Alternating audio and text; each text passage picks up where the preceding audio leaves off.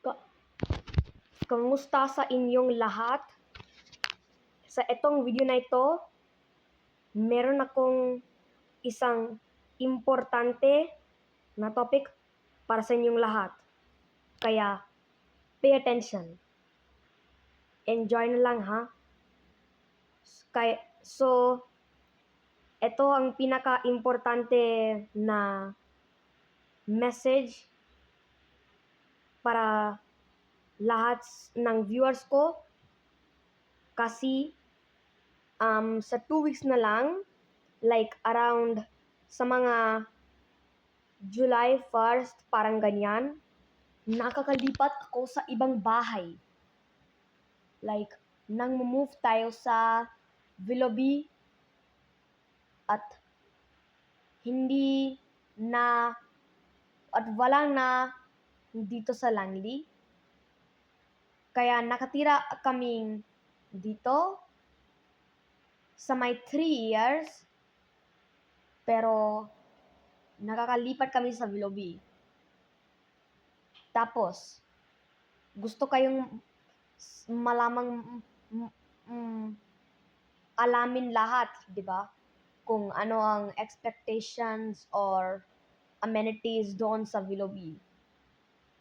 So, yung muna ay na parang mas konti pang traffic. Yung dalawang ay mas maganda yung panahon.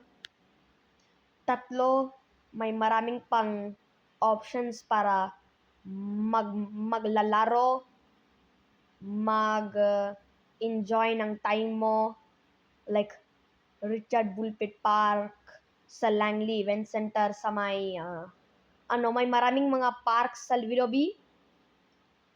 Tapos Willoughby is very livable. Kung gusto ninyong malaman yung totoo.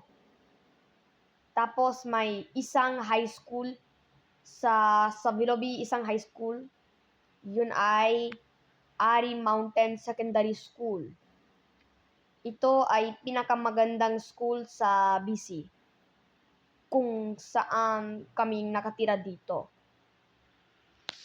Yung tatlo ay mas hospitable yung community. Dito parang mas rural yung buhay at yung personality ng iba, pero sa Willoughby mas mabait sila.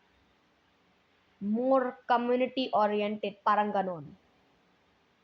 Sa Willoughby, kaya mong hinahanap ang pool na malapit lang sa bagong bahay namin.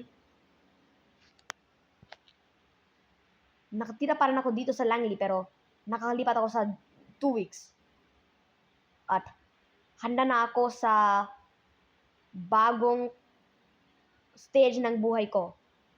Pero maganda talaga yung sa Willoughby. Like parang maraming pang grocery shops at amenities na kaya mong hinahanap ng lahat ng gusto mo sa Willoughby.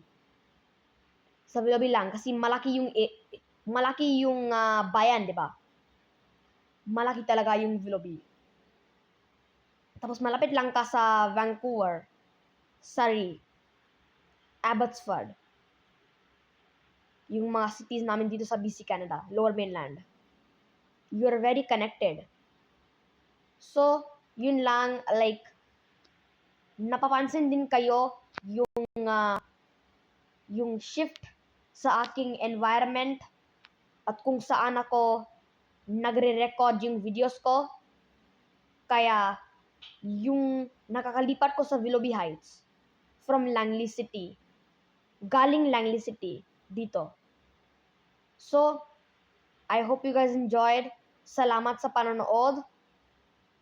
Anong kaya ang high school future namin?